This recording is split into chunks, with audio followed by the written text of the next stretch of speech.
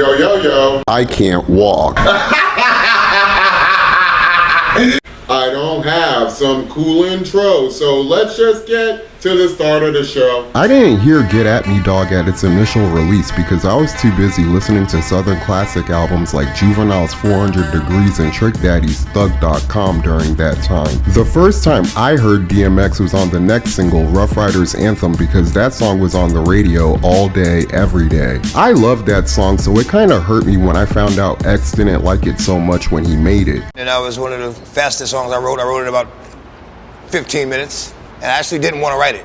I didn't want to do that song. The beat was simple and repetitive, you know what I mean? And the flow I came up with was just like so many other songs with so much substance. I was like, the song is like fucking ABCs, like elementary. Niggas wanna die, niggas wanna die, niggas wanna die. Fans worldwide were still reeling from the murder of Tupac Shakur a couple of years prior, so when Darkman X stepped onto the scene, it naturally felt like the world of hip-hop found the quintessential Cinderella MC to fill his shoes at the time. Although their look and presentation as thugs with a conscience were similar, DMX possessed unique characteristics that set him apart from his legendary predecessor. His gravelly voice, growl, and bark punctuated the anger and pain in his trademark rhymes that can still resonate with listeners to this very day if they allow them to. It's like, fuck you, suck my dick, fuck out of here, bitch ass nigga, I'll kill you. Like, you know, it's kind of who I am. Sometimes people want to feel worse. You know what I mean? They don't always want to feel better.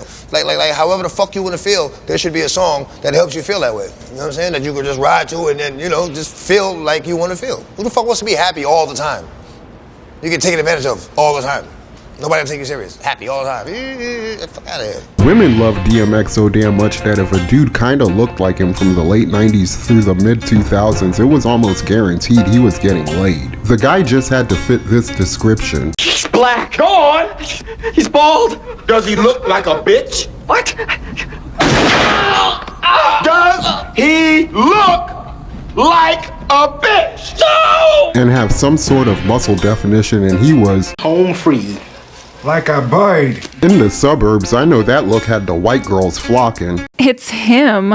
Oh, he's so sexy. If later on that night he could break her off with the kind of dick Tommy gave Keisha in the movie Belly, that guy had a ride or die chick for life. If not, she would Drop him like a bad habit. unless he ate her pussy like a grand champ and sang to her like Tyrese. What more do you want from me?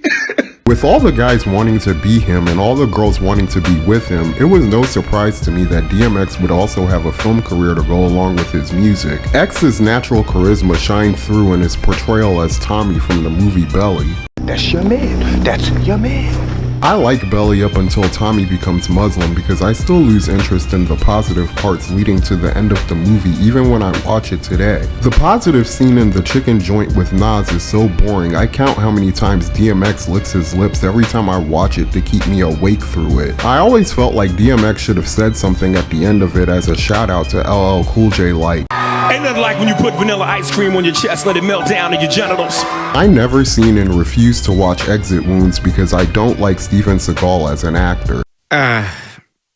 You act Asian, you look Native American, your name is possibly Jewish. What are you? Hey, fat. My favorite DMX movie is Never Die Alone with David Arquette and the light-skinned dude from Barbershops 1 and 2. The evil things DMX does to people in that movie completely justifies why his character had to die in the beginning of the film. If you haven't seen it, I suggest you check it out. Yeah.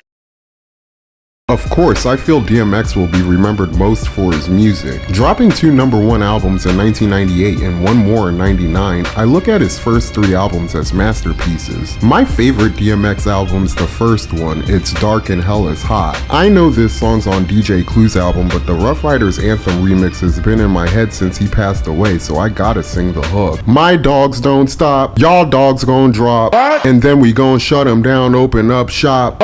We had them like, whoa. Had them like, no. What, baby? That's how Rough Riders roll. Number 2 for me is And Then There Was X, and the song on my brain from that one is One more road to cross, one more risk to take. Gotta live my life like there's one more move to make. 3 is Flesh of my flesh, blood of my blood, and the hook from We Don't Give a Fuck is in my head right now. Used to be my dog, you was in my left titty. Screamed ride or die, I thought you would die with me. Found out you a bitch, you can't even ride with me. Now it's a war and you ain't on the side with me. Grand Champ comes in at number 4 with Ayo Kato as my favorite song on that album. Dogs that I called my friends, praying for all my friends, things I do for my friends. We miss you, Ayo Kato. The Great Depression's my least favorite of his first albums, but I really like the song I'm a Bang. I'm a Bang! Hit the block, pitch and slang. Bang! Hit the rock, spit the game. Bang! Get the Glock, spit the flame. Do my motherfucking thing. To this day, I haven't listened to his 6th album, Year of the Dog, because that's when I started hearing the rumors that DMX Was on crack! I'll admit at the time, like the rest of his haters, I made fun of DMX because he Was on crack! I remember Cat Williams' DMX joke having a whole new meaning for me after I heard the news. He really talk like that. We in a restaurant. He hell bitch. Here's some water and some lemon. Nigga, why are you hollering? We in a restaurant, nigga. You know that nigga wasn't shit at school. Couldn't cheat at all. Just hell bitch. What's the answer? Number 7. Nigga, you need to be in a special class. What the fuck is... I was in my mid-20s when I heard the news, and I can remember being judgmental towards DMX because I hadn't made the life mistakes in my life yet to better understand what he was going through. None of us know how Earl Simmons felt when he was high. On crack! I truly believe many of the songs I grew to love by DMX were written while he was high. On crack! Who am I to judge DMX if I'm enjoying music he created while under the influence of a drug that I'm scared to take myself? Unfortunately, his addiction damaged parts of his life that forced him to fall from grace as his haters clowned him for getting high. On crack! I saw a clip of an appearance he had on Drink Champs where he explained his love for dogs. Kept a dog with me, man. I love dogs. I like dogs more than people. A dog doesn't know how to lie to you. A dog doesn't know how to be fake. It is what it is. You know what I'm saying? If you shit, he gonna be, but you could catch your dog taking a shit, hit it with the newspaper, and then somebody knock on the door. Nigga, he go like, pause an ass whooping. Let's address this situation. Right. And be ready to kill for you right after you whoop his ass. That's unconditional love. Unconditional love, yo. It's very true. Let me just say that something. When the world turned its back on him, DMX always had his dogs. It was cool to see hip-hop welcome DMX back with open arms when he got sober. I thought it was a idea to match him up against Snoop in what I call the Battle of the Dogs because it turned out to be my favorite versus battle. I like this song he had with the Lox called Bout Shit that seemed to prepare his fans for a new DMX album. In his Drink Champs interview, he said he was gonna make songs with Griselda and Pop Smoke, which had me excited to hear what those combinations would sound like. Yeah. It felt to me like DMX was going to take his rightful place alongside Jay-Z, Nas, and 50 Cent as one of New York's elder statesmen and OGs that today's youth look up to. I always hoped for a certain level of authenticity in the MCs I listened and looked up to throughout the course of my life. The fact that DMX would rap about robbing me and make it and actually do it drew me in even more as a listener. It's just too bad that he was haunted by his inner demons that cut short his reign as a top tier MC and got him into a lot of trouble. That's so very, very sad. Despite all that, I will always remember DMX as a hip-hop legend and icon. Many of your songs are in my life soundtrack, and even though I didn't know you personally to be there for you, your music was always there for me. As your music keeps you alive for years to come, I hope you rest in peace. You're an ill nigga though. I like your style, son.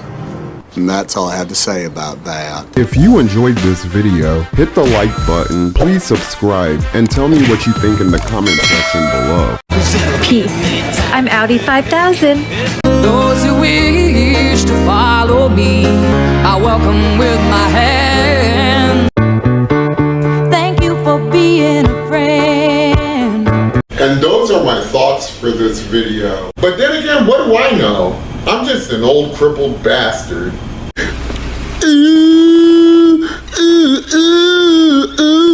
I ain't too proud to beg for your money, so like, share, and subscribe.